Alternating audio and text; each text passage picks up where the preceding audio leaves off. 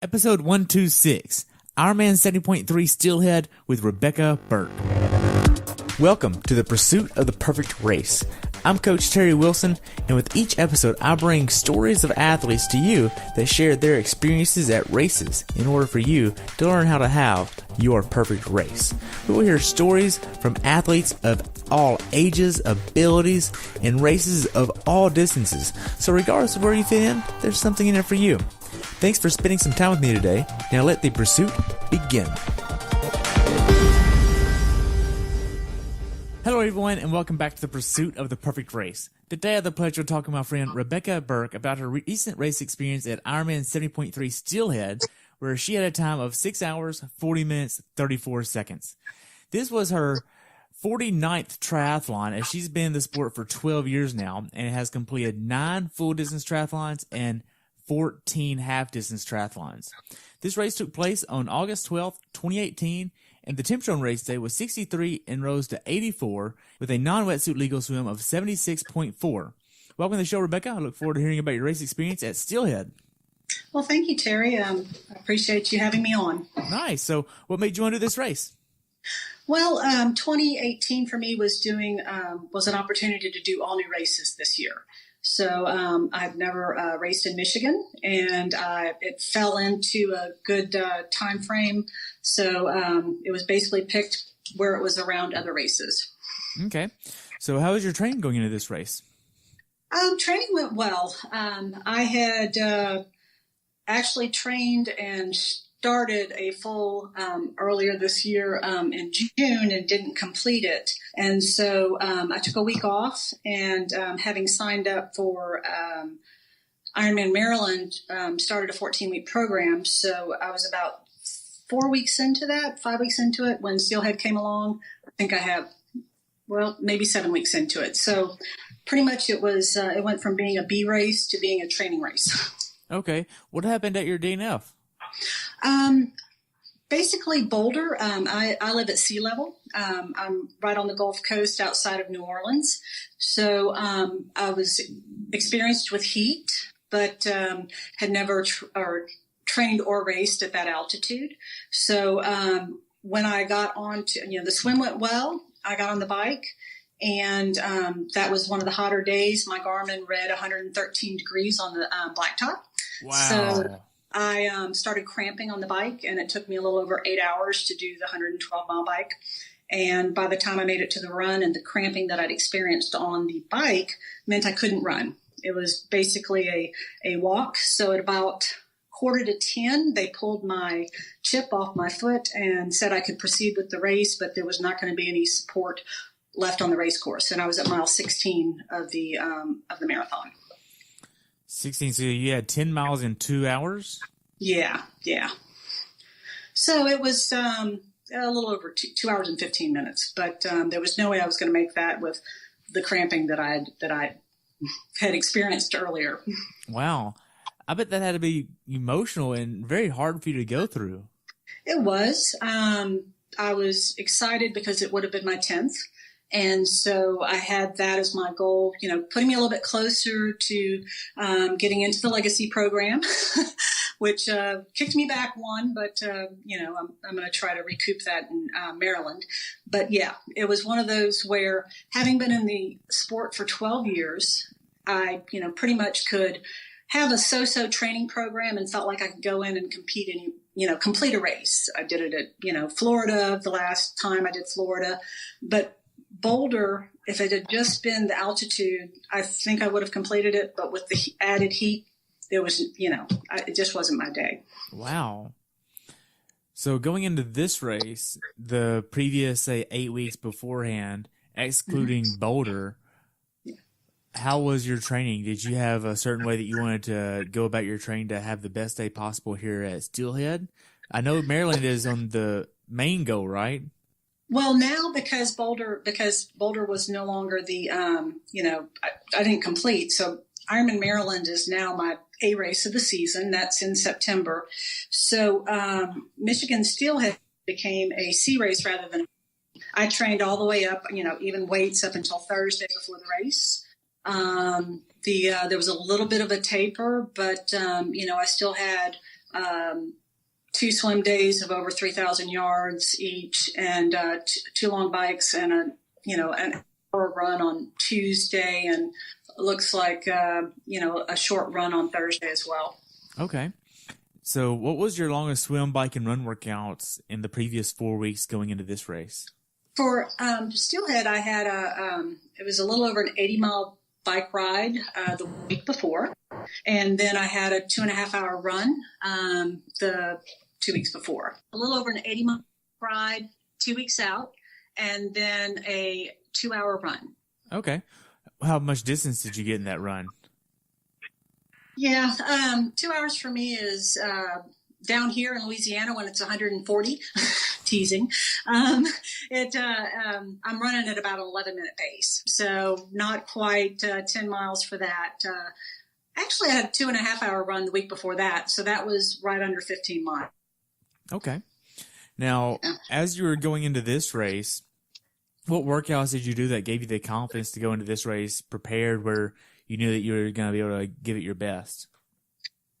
With this being the shorter distances, the shorter swim, the shorter bike, I was confident in both the swim and bike. My runs are really dependent on how hot it is. So it was just staying consistent with you doing the bricks on Saturday and doing your swim bike runs along with your plan. Okay. What kind of plan were you using? Well, I have pretty much since 2007 always had a printed kind of plan, not a coach. And this time I downloaded from Training Peaks from one of the programs, 14 weeks to Ironman Maryland. So, this training plan only does 3 bikes, swims, and runs. I'm used to having 4 of each. So it's a little bit of a reduction in what I normally do. But when I went into race day at Michigan, I felt very springy. What do you mean springy? I wasn't lethargic. I felt like I was going to have a good day. Okay. Now, when did you actually start tapering down for this race? It doesn't sound like you even had a taper, honestly. No, because it's a C race. It's a training race. So with a training race, pretty much Friday I traveled. Normally I take not the day before the race off, but the 2 days before the race off. So if the race is on a Sunday, I take Friday off. It was a travel day, and my plan called for a 40-minute swim. But because I was traveling and I flew to Chicago and then drove to Michigan, so I didn't get the opportunity to do the swim. So I did my normal, a quick walkthrough of all 3 on Saturday, swim, bike, run. So pretty much my training stopped on Friday. And then I had the 15, 10, 15, 10 for the swim, bike, run through. Okay. Did you ship your bike up there, or how did you get your bike up there? No, before Boulder, last year, I'm on Big Sexy Racing, and Xi'an. I looked at how to pronounce it, so give me a second. Saikon. Yeah, everybody pronounces it different. So I watched it on YouTube, and they did it completely different. They pronounced it Saikon, maybe. Oh gosh, I know what you're talking about. You got a bike bag. Yeah. So Shikon is how they pronounced it. So the bike bag is all you take off is your wheels. You put them in the side, you zip it up, and Southwest charges you $75 each way. Okay. So you like Southwest flying with your bike? You feel secure about it? This is only my. I flew to Boulder with it, and now I've flown to Chicago with it. Both flights were direct. The flight home was supposed to be direct, and I ended up it got canceled, so I ended up having to do a layover in Kansas City, Missouri. But my bike actually arrived back safe and with no scratches or breaks in the carbon fiber. Nice. Well, that's good. Yeah. So going into this race, what was the most hours you trained in 1 week? I think probably, let me click on do you mind if I click on my training piece real quick? Looks like Training Peaks said in the last 4 weeks, my longest was a little over 17. Okay. So, and you also work full time, right? I do. I work 7 to 4. Okay. Are you Monday married? through Friday. Sir? Are you married? I am. I've been married since early 90s, 2 adult children, a 5-year-old grandson that comes over every weekend. Wow. So, yeah. So you have a full-time job. You're training almost 20 hours a week, and you have to have at least 50 hours of sleep a week, and you get to spend some time with the grandkids, and you need to spend some time with your husband. How do you balance life, work, and training all the time? Well, the thing is when I met my husband, it was because we were both very active. We liked hiking. We were both like to work out in the gym. So we get up at 4 a.m. every morning and we go to the gym. He has to leave at 5:30 to hit the showers. So from 5:30 until 6:30, I can either swim or run in the morning before I get ready for work. My office is less than 10 minutes from my gym. So I get there. In the afternoons, he and I will bike together or run together. Wow. So what tips would you have other athletes that have equal or even more on their plate to help them with their time management issues? Well, when people say that they're too tired to get up in the morning to train, you learn to. I was a night owl. I like to stay up till 9, 10, 11 o'clock at night reading. I learned to go to bed at 8:30. Wow. So, became a lifestyle of going to bed early so you can get up early. Nice. Now, what issues did you have to have going into this race as far as making sacrifices or anything like that? Did you have any? Well, normally I have one of the family members with me. I knew I'd have some teammates in Michigan, but my husband had some training in Ann Arbor, Michigan, which he flew separately to. And so on this one, I was completely solo. So it was just going into the race, knowing that it would just be me. And, if I had a bad day, I would still have to check out my bike and do all those things. So just being mentally tough and that, I can do this. I've been racing for years, that we can get through the day. Okay. When did you actually start traveling to the race venue? I flew Friday morning to Chicago, rented a car, and then drove to Benton Harbor, which was a little under 2 hours. Okay, that's not bad. How hard was it to get a rental car and get to where the race was? Well, that was interesting because you, of course, had to get on a little shuttle bus. And so I had I have an OGO travel bag, and I had a backpack and my bike bag, which rolls. So that's nice, but it's still a little unwieldy. So, basically, trying to get it all out there by myself and onto the shuttle bus. Once I had everything packed into the car, it was very easy to navigate, negotiate. Everybody has smartphones now that has GPS, so you just click it in and it helps you get there. Okay. Now, did you get a hotel, an Airbnb? What did that look like? Well, last year or the year before last, I calculated how much my husband and I spend every year on hotels for bike rides, runs, and ones out of town. And we decided that we were going to go ahead and buy a travel trailer so that we would have everything we wanted with us. We'd have the kitchen. We could eat the foods that we're used to eating. But we found that anything over 8 hours was not very convenient.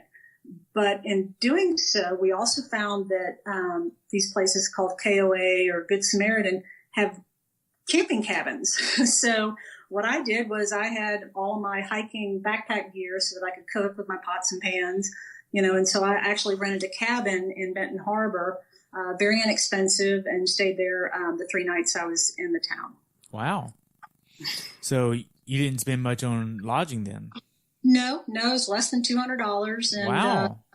So it makes it a little more convenient, especially when he and I are both in different directions. If he's at a mountain bike race and I'm at a triathlon, we're not both spending, a few $100s or, $150 a night for a hotel. Wow. So that's kind of nice so using the KOA or Good Samaritan Inn is cheaper, but did you feel safe there? I did. I've pretty much when I was racing in Chattanooga last year, I did a lot of training there. It's about 6.5 hours away from the house, and I stayed there probably 6 times. There's a lot of people. The people at the office are there 24 hours a day. So I did never feel insecure or unsecure. Okay. Well, good. Now, what kind of check-in process did you have at the village? Well, that was interesting. So I drove into town, and my plan was to check-in was supposed to start at 2, was to go direct to the race venue and get checked in, and then go check into the KOA. So I'm fresh from having, driven, and I plugged in the park, and I drove around in circles. Eventually I found out I wasn't very far from it, but I stopped at a little place, and they said, well, it's just around the corner. And I said, well, I don't see any kind of sign or anything. And they said, oh, well, they probably haven't put it out yet. Well, it wasn't true, but they were locals that weren't sure. But once I punched it into a different app, because I use both the Waze app and the one that's on the phone, the Waze app got me there. So I probably arrived about 10 minutes before the check-in process started. Parked right by there. There wasn't that many people. I think there was 5 people in line. So it was very easy. They were quick. Kind of quick. They appeared to be new volunteers. You have to fill out your form with your name and, checking to make sure that your current medication and phone number, et cetera, are the same. And, they had a list going a little slow, but, I think they were trying to get them to move along a little faster, the, Ironman, employees. Okay. Now, I know you don't have to check your bike in the day before, but did you? I did, and it was because of the logistics of when I knew that we had to be from the Whirlpool Center. Even though I knew the walking path, you had to walk. It was 0.6 miles, so it wasn't very far. But you basically walked, and it was going to be in the dark, down a street, across a brick road, and then down a sandy embankment to get over to the expo area, or where we were checking in our bikes. So for the first time ever, I checked in my bike the day before when it wasn't mandatory. Wow. So you're not used to doing this? No. If it's not mandatory, I normally bring it with me the day of. And it's because, I have a P5. My race wheels are 808s. And, my bike is 5 years old, but I take very good care of it. And I've had instances in other races where people have taken taken the pads off my bike, the aero bar pads, things like that. And I just prefer to check in the morning of. Just for general safety, then? Yes. Or making sure no one else secures your things for you? Yeah, well, yeah, I'm not as much, it could have been the wind. Okay. So as far as the day before this race goes, were you trying to get a certain meal in before? Years ago, I was very, very concerned about, what I ate when I ate it. This one, as long as I had a lean protein, I had salmon and steamed broccoli, so with minestrone soup. So it wasn't as if I'm not looking. Have to have sushi, or I have to have a baked potato, or some of the things that other triathletes might want. Right. Now, as far as hydration the day before, are you trying to get a certain amount of electrolytes in or anything like that? Well, I will pretty much, I drink a lot of water all the time. And it's really cool in Benton Harbor. It was in the low 70s. And even on race day, when it was warm on the run, it was only in the low 80s. And I'm a very productive sweater. That means I start to sweat very early, and I'm a very heavy sweater. So I will take in some F2C Endurolite, the endurance electrolytes. And if it's a hot race, I'll take in some Hammer Endurolites because I am such a heavy sweater. Okay. So how did you learn that you were a salty sweater?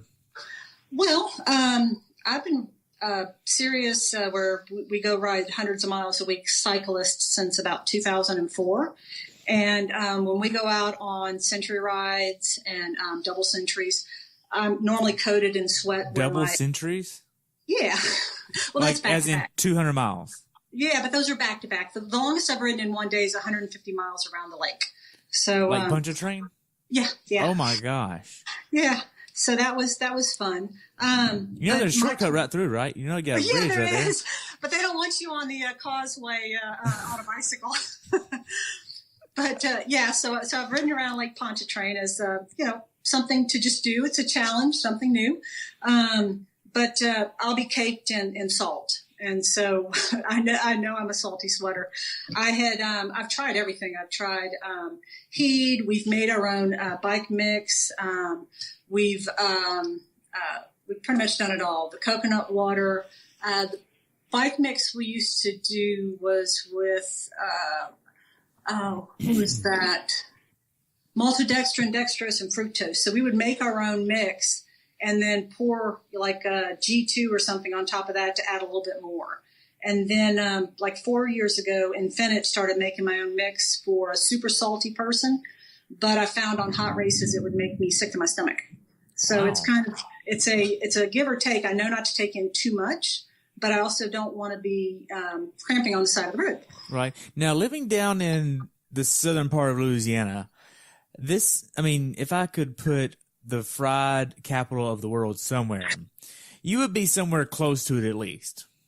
So how do you keep your day-to-day nutrition on point when there's so many temptations of other things out there? Well, earlier this year when we were in Haines City, I was carrying about 8 extra pounds that I hadn't dropped because of Thanksgiving and Christmas and Mardi Gras and Valentine's and all those things. So I try not to get over 10 pounds outside of my race weight. But it's easy too, like you said. But we do pretty much every weekend. My husband and I will do food prep. We go to Sam's. We buy big bulk salad, big bulk vegetables.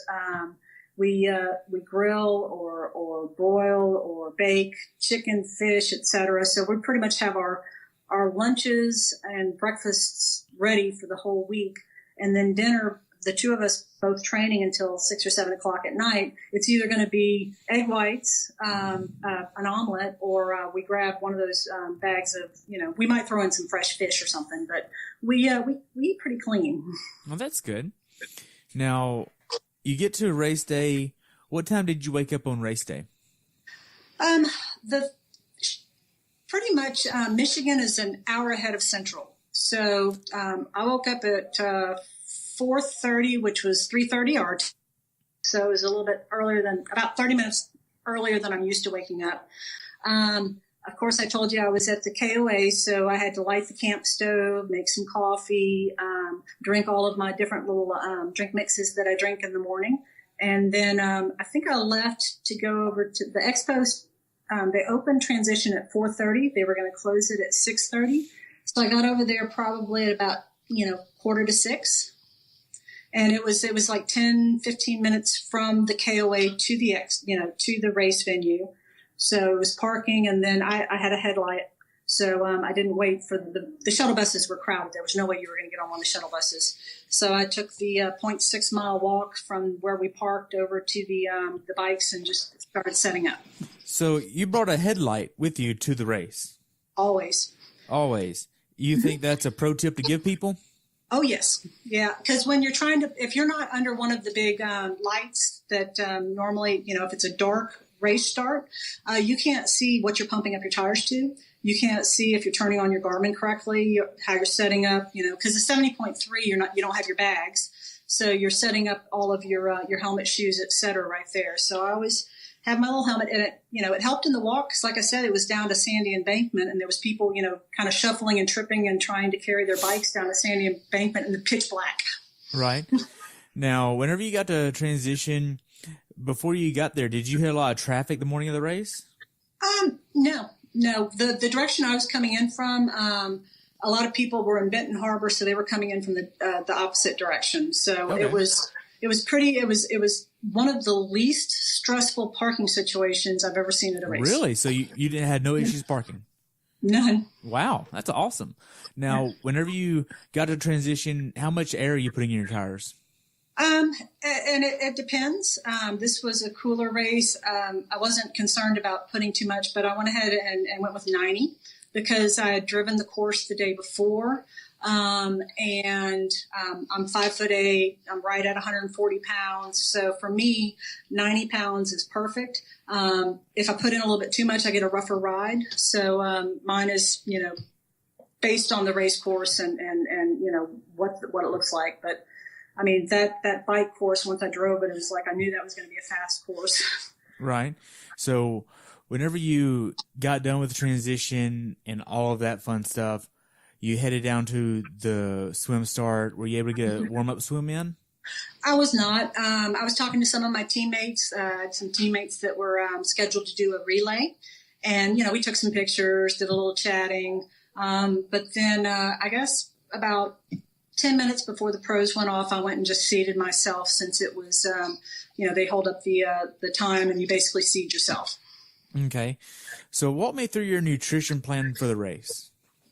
Okay. I've tried a lot of different things. I've used medjool dates. I've used goos. I've tried peanut butter and jelly sandwiches. So for this race and for the last few years, I pretty much have all of my calories in my bottle. I basically I had 3 scoops of F2C hydrodurance in my bottle. And so that's about 300 calories. And other than on the run, that was all the calories I took in on the bike. Okay. So how many calories per hour were you wanting to get in? For me, I can only process about 150 at the max. Really? Yeah. So I see that if I start to, I will get a lot of GI distress on the run if I try to take in too many calories or if I try to take in solid foods. But when I got off the bike, I drank Coke. And then I was also eating gummy bears, so which I know that I can, because they're just a simple sugar.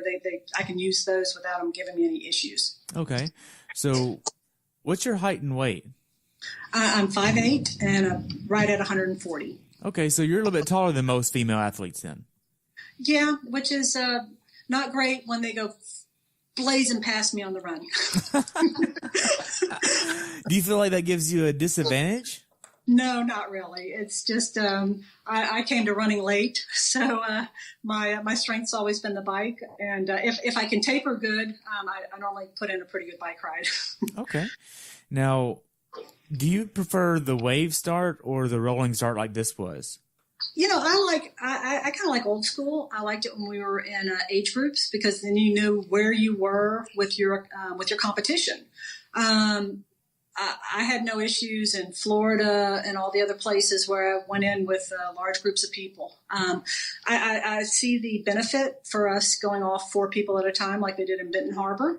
And it makes newer swimmers or newer triathletes a little more comfortable, because they don't feel like they're being crowded in the very beginning. Okay. Do you feel like beginner athletes should be at this distance of a race? I heard probably 10 people say going into the race that this was their first 70.3. And then I heard one man tell another man that it was his first race ever. So for a first race, no. If you're in a venue where the water is always going to be completely flat, maybe. But as it turned out on race day, that water was not flat in any way, shape, or form. So I had very little. I did not think that any of the newbies could have finished that swim. But I heard a few of them did. Wow. The Maytag sponsored the swim apparently with their washing machines, huh? That's a lot of the comments. That's a lot of the comments that, and if you'd have been in that water when you would turn your head and you would get a mouthful and you say, well, I'll turn my head the other way, and you get another mouthful, you just said, yeah, I'm in a washing machine. Wow. So as far as the swim goes, where did you see yourself at? Well, I wasn't in the wetsuit. So you had the option for this swim to wear a wetsuit and start in the back.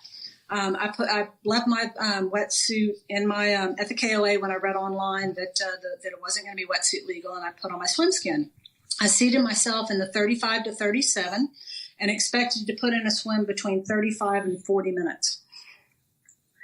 And then, I had a few people say, well, the water's not really that bad, until I got in the water. Not really that bad. Yeah, it's really not that bad, because they said the waves could have been worse. Well, geez.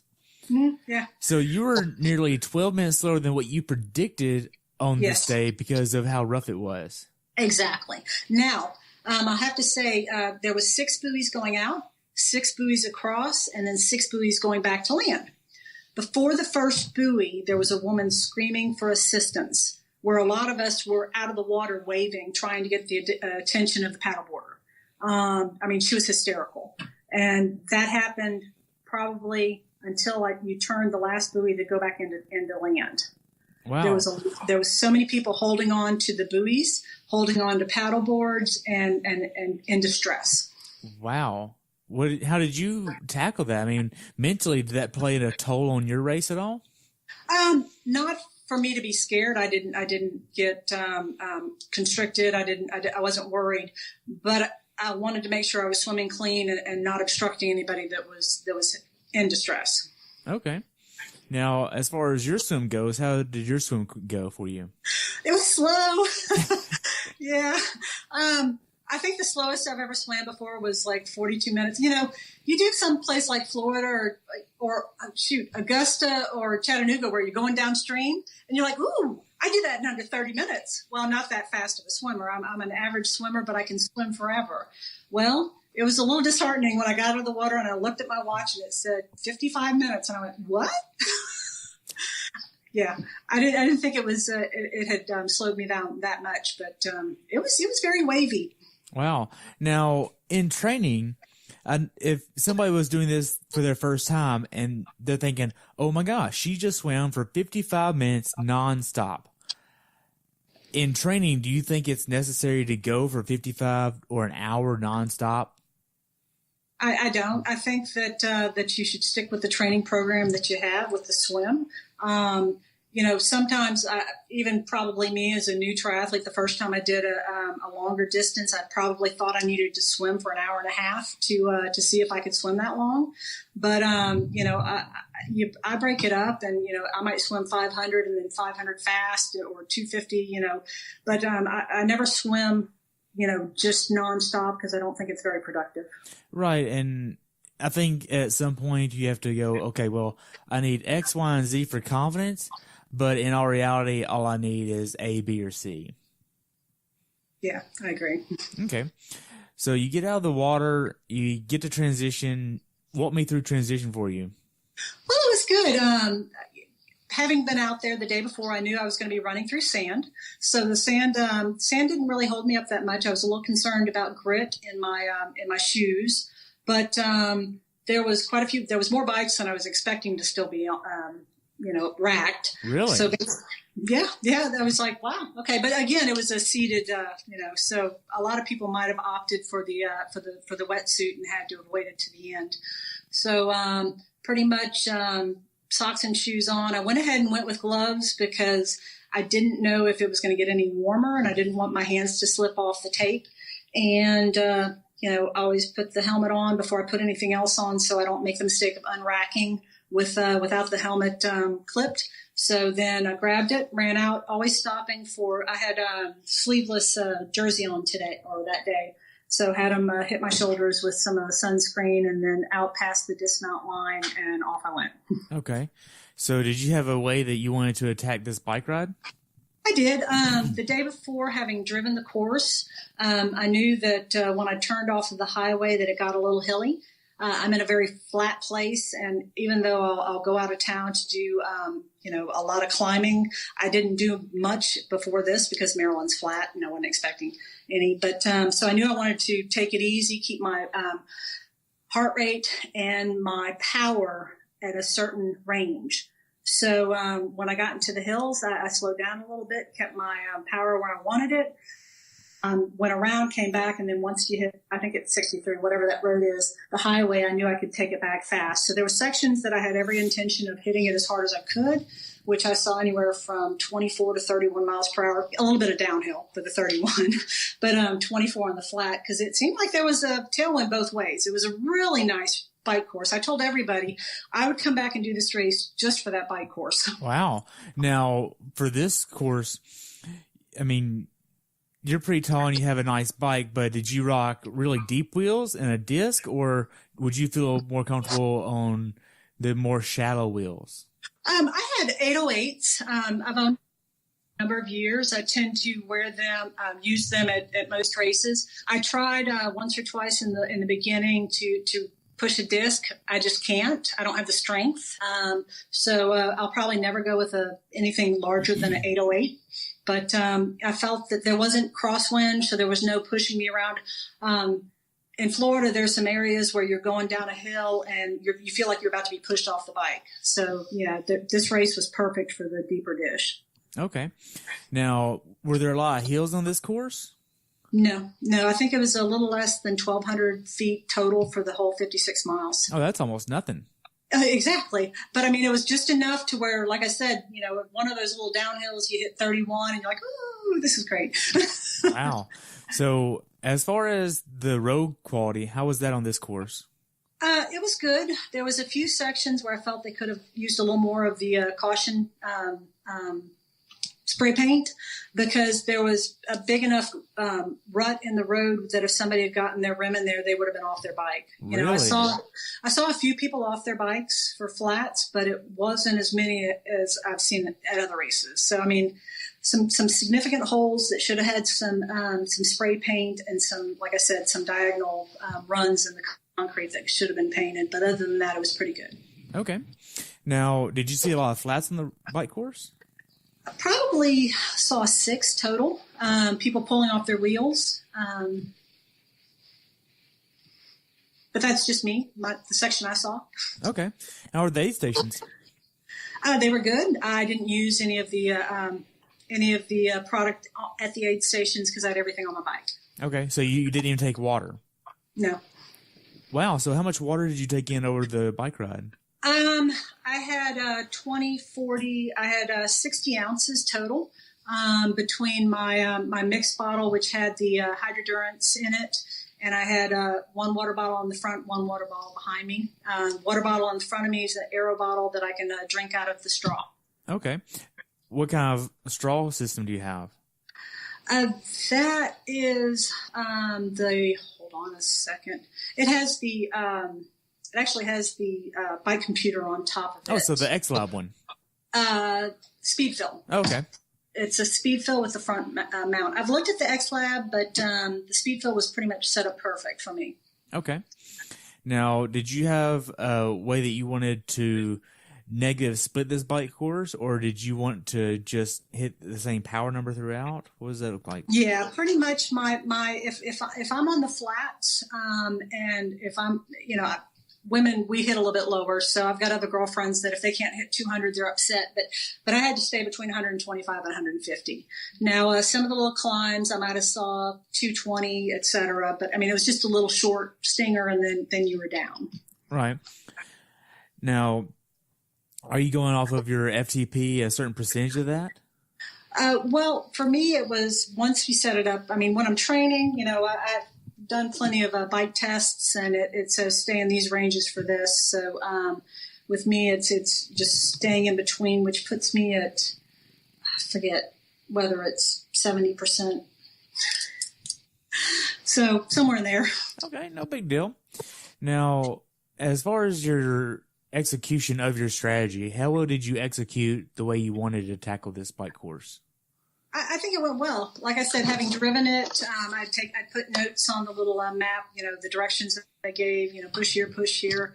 And there weren't any sections that surprised me with how they turned out. So I was very, very happy with the bike. I could have pushed harder, but I wouldn't have been able to run off the bike. Right. As far as the bike goes, is there anything that you'd want to tell someone to be aware of that hasn't done this bike course before? No, I mean, there's sections where when you're turning, if they don't drive it, that the roads are a little narrow, and that was my only concern is if there was somebody that might skitter to the side. But so I was a little slow in a couple of the turns, turning onto what appeared to be narrow streets when I was driving them. Okay. That makes sense, because if you don't know what the road looks like ahead of time, you might not know how to tackle it. Correct, yes. Now, the last mile or two of the bike ride, are you doing anything to start preparing yourself for the run? Pretty much about probably about a mile and a half out, I drop to the smaller ring, and I'm spinning. and I spin. I take my last few sips of calories off the bike if there's anything left. Took some more water in, but it's pretty much mentally preparing myself when I get off, rack, do this, and go. Because my where I lose in the run to some of those petite, fast ladies, I try to make up for in faster transitions. Okay, so you get to T2. How does T2 go for you? T2 went well. So we came in from the other direction. You racked it. I pretty much just put my helmet off, throw everything down, put my shoes on, and grab everything and run out. So I'm not putting on my hat or putting on my race number by my bike. I'm running to the exit. Again, stopping to get sunscreen on the shoulders and then off on the run course. Gotcha. Now, you get out on the run. Did you have a certain way that you wanted to attack this run course? I did want to negative split my run, simply because I am still training for 26 miles. So just to get out there, it has been very hot in Louisiana. For me to run on a hot day, I put 2 to 3 minutes on my normal run time. So if I can sub 10 minutes, I'm a happy runner. And I've been seeing 12 and 13 minutes in 100% humidity and, feels like 103 here. So for me, I wasn't sure what kind of pace I could keep at, but I had my Phoenix on. And so I'm watching both my heart rate and my pace the whole time. Okay. So you wanted to negative split it, but did you have a certain pace you wanted to start at? No, when I first start off, I'm a little slower, just because I want to be able to get my legs spinning. Some people go out a little bit too hard, and I hold my back. I've had many races where I didn't have any legs at all, but I felt really good coming off the bike. I felt good on the whole run. There wasn't any time where I felt like I need to walk or, I need to slow it down. So just that slower start and then just starts, running at pace. Okay. How was the support on the run course? It was great. Lots of ice. I can commend them for that over and over again. There was plenty of ice. They were giving it to us at every race because I'll grab ice, put it in my jersey, and plenty of Coke. Been at races where they run out of water and things that I look for when I'm running, and I do use all of the stops on the run because I'm grabbing water, grabbing ice, and grabbing a Coke. Okay, so when do you actually start going to the Coke? For longer races, I try to wait until after I hit the 13-mile mark. For this race, I was looking at the quick caffeine and sugar. So I probably grabbed the Coke at the second table. Wow. Now, do you feel like that led you to fall off the bike or fall off the bike? Oh my gosh, fall off towards the later part of the run? No, because I think my final split was right at a 10-minute pace. So it was actually faster my last two times through the timing mats. Okay. Now, do you use caffeine in training? I do because I drink coffee first thing in the morning, and when I get on the bike or I go for a run, it's after I've had coffee. I'll be an empty stomach. Besides that, I drink like a green drink and chia every morning, and then coffee. So I train on an empty stomach for most of my training 7 days a week. Okay. Now, are you strictly going off of pace on the run, or are you going off of heart rate too?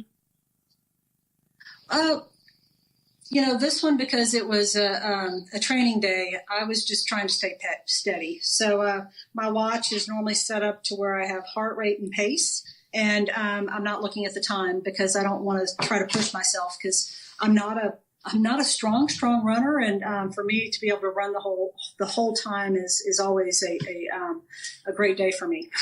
Okay. Mentally, did you have any bad spots on the run course? No.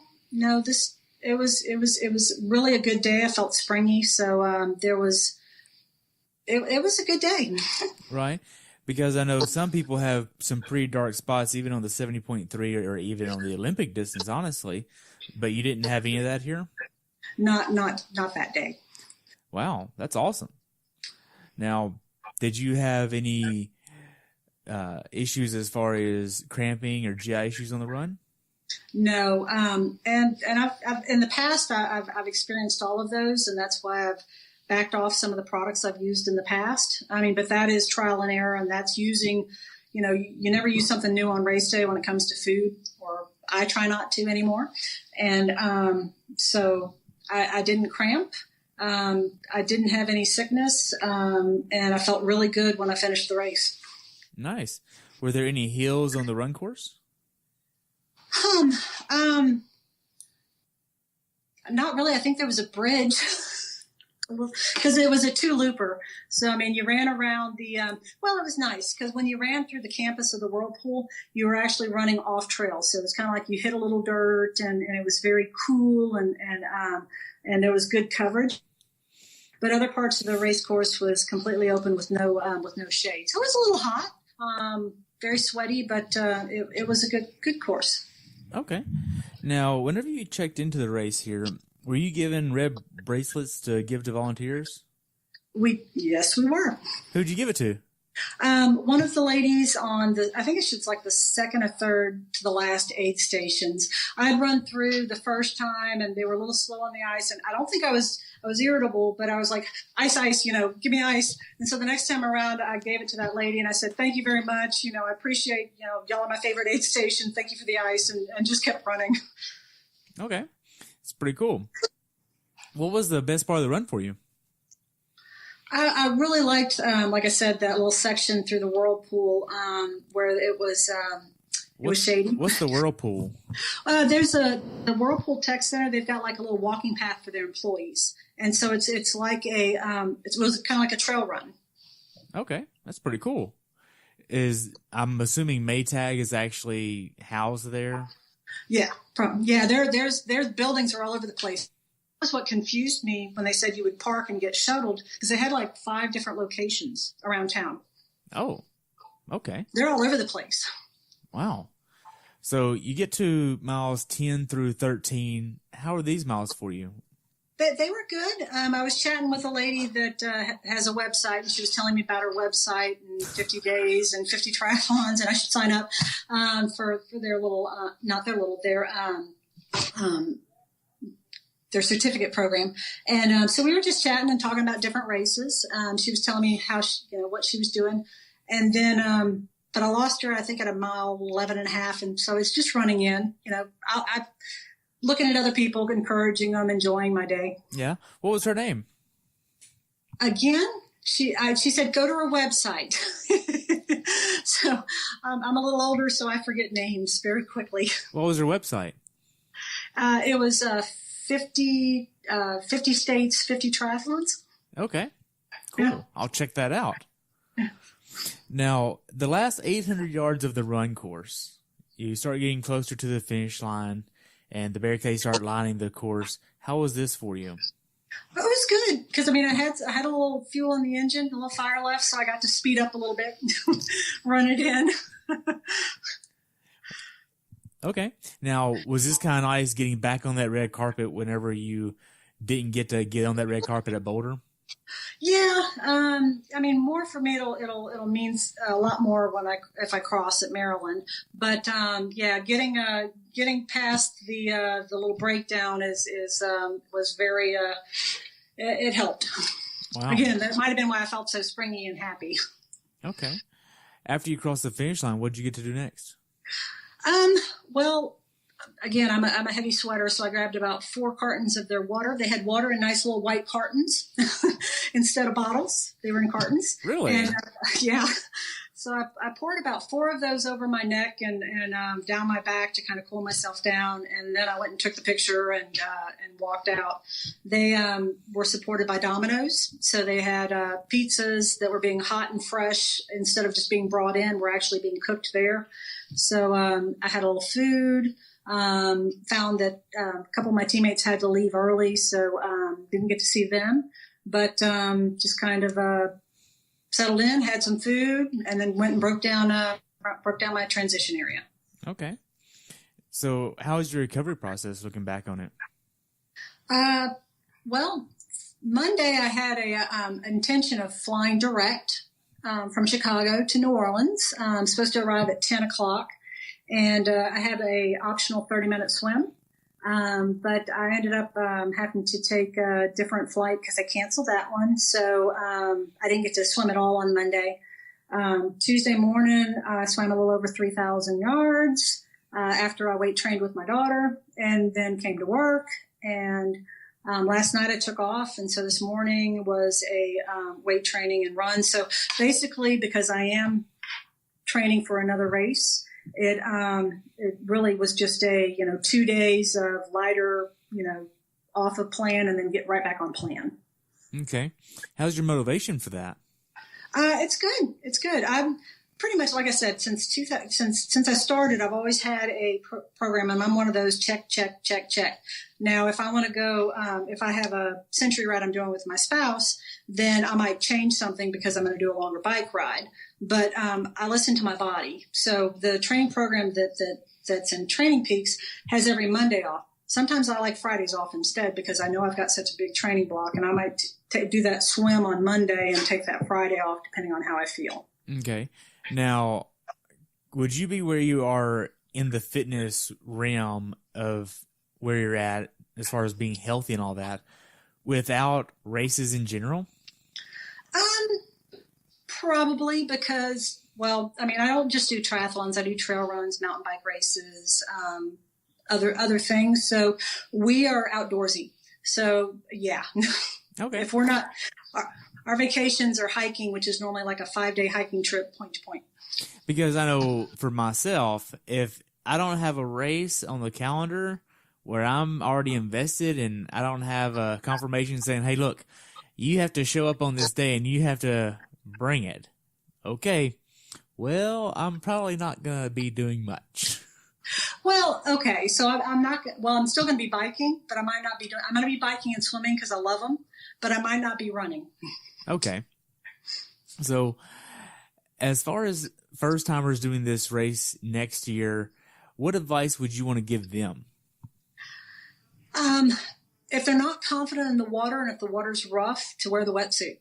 If I'd have known the water was that rough, I would have put on a wetsuit because, I wasn't going for championship. So that would have, the buoyancy of the wetsuit would have been a lot. But it's just go out, put your time, make sure that you're doing what you're supposed to be doing to train for it. If you're doing an 8-week program or a 12-week program, and train for the course, and the course has a pretty flat bike ride. So awesome. So you would just say wear a wetsuit if it's going to be choppy, and make sure that you're taking advantage of that. Yes. Okay. Now, as far as people that are experienced in doing triathlons and have done 70.3s and fools like yourself, what advice would you want to give them for this race? Well, if they haven't done the race, it's definitely one that they should put on their calendar if they want a PR. I think if the swim hadn't been that rough, that I might have been able to beat my earlier PR because it was such a good bike course. And the run course wasn't challenging. It wasn't that it wasn't challenging. It just was. It didn't have a lot of hills, and it didn't have a lot of challenges. So, if you haven't ever done that race, I'd suggest you give it a go.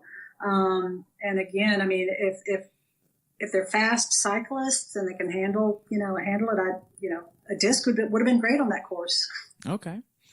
So how could Ironman have made your race experience better as an athlete?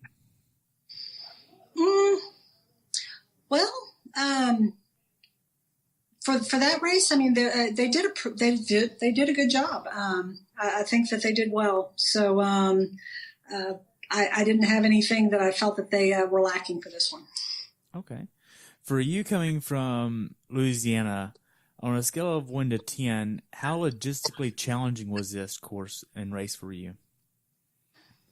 Like I said, I like to drive to my courses, so flying is it would be necessary since it's more than a 14-hour drive for me. So I'd probably give it at about a 7. If 10 is the most challenging, is 0 is the easiest race to get to, like New Orleans in my backyard. Right, because you have to fly there with your bike, you have to get a rental car, and then you have to find somewhere to stay. Then you're in unfamiliar territory, just all of that adding up. Mm-hmm. Yeah. Okay. We covered quite a bit. Do you have anything else you want to add about your race? No, I mean, we had good team support. I think we came in second position for our team division. So, that was good. And that was all because of Bobby, her finishing first in her age group. But, I think it was a nice venue, great bike ride, good options for food. So, I mean, it was a good location. Wow. So to transition a little bit, what races are on your bucket list? For me, I pretty much have all of the current 70.3 races printed out, and I highlight them as I'm doing them off. But I have a 2009 and a 2010 list already started. So Boulder put me for a dizzy, so I'm going to try that again in 2020, the year I turned 50. But my plan is to go through and finish all of the North America Ironman distance races. And then I'll probably tick my way through the 70.3s once I finally make it to Kona. Nice. So you're going back to Boulder in 2020. What fulls are on your bucket list for next year? Sure. I can give you the list in just a second. Let me open the race dates. All right. 2019, I've already signed up for 70.3 Galveston. I relayed that with my husband last year. I'm doing Waco in October. I'm signed up for Ironman Santa Rosa May 11th of next year. And then it's 70.3s for the rest of the year. I haven't signed up for yet, but I'm looking at Eagleman, Muncie, Lake Placid, and either North Carolina or Arizona. Wow. Lake Placid is going to be a nightmare logistically. Good. There is a KOA there. I do know that. Okay. Go ahead and listen to this full distance that was just there, and you'll be able to get some good tips from those people, because I think two of them used the KOA. I think it was like $30-$40 a day. It was super cheap and really clean facilities there. And I think somebody stayed at the actual race hotel for an easy $4.95 a night. So yeah, it's crazy what that city does for out of towners. Yeah, well, when I was in Boulder, we weren't at the race hotel, and they had a full size gym. So my spouse was very happy because he could squat and deadlift and everything at the hotel we were at. So I mean, I try to kind of get away from the pump and the stressed out newer athletes, and so I can stay calm and just kind of focus on what I want to get done. Okay. Now, what's next for you this year? You have Maryland. Do you have anything else this year? September 15th, we're doing a mountain bike race in Georgia, Fool's Gold. My husband has me signed up for the 60-miler. I'll probably drop to the 38 because it's 2 weeks before Maryland. And then we're supposed to relay the Great Floridian October 20th, and then Waco's October 28th. Rock and Roll San Antonio's December 2nd, and Lougarou 60-milers December 15th. So October 20th, you're doing the Great Floridian as a relay? Yeah. I do the swim and run, and my husband will do the bike. I've done the race twice. That was my first ever triathlon. Really? Full distance. Yeah, that was my first full distance, and so I've done it twice, full distance, and then I relayed it 2 years ago with him, and we'll relay it again this year. Wow. So how do you compare that race to Ironman races? Well, Great Floridian is 140.6. There's a lot less people, so a lot less spectators. It is got some dark sections on the run, so if you really need the energy from the crowds, not do it. But I love the off-brand races. I'll go and do it again. Once I finally get to Legacy, I'm going to go try Ohio, Oklahoma, and a few of the other ones. Okay. Well, I only have a few more questions for you, and that's, how can athletes follow you? Well, I've got a lot of friends on Facebook, but I've also got a Twitter. I think it's RMBell91. Not as active that away because I'm a little older. Like I said, I'm kind of busy. Right. So not as much time to stay online. Awesome. Well, I only have one more question for you, and that's, what's your definition of a perfect race? Perfect race is no cramping. It's going through and feeling like you didn't leave it. You didn't leave anything out there, but that you finished well, and that you still can the next morning make eggs for breakfast and not be so wiped out that you can't do anything. Awesome. Well, Rebecca, I just want to thank you so much for coming on today, sharing your experience with me, and I'd really like to have you back on after some of your races later on this year. Well, thank you very much, Terry. It's been a first, so thank you. You're welcome. You have a good day, and we'll talk soon, okay? Okay. Thank you. You're welcome. Thanks for tuning in today. I hope you were able to learn something from today's episode. If you enjoyed the show, please take a minute to leave a review on iTunes or share it with a friend. Be sure to subscribe so you never miss an episode. If you'd like to see pictures from this athlete's race, learn more about who I am, what I'm doing, or be on the show yourself to share your story, check out my website at CoachTerryWilson.com. Until next time, continue the pursuit.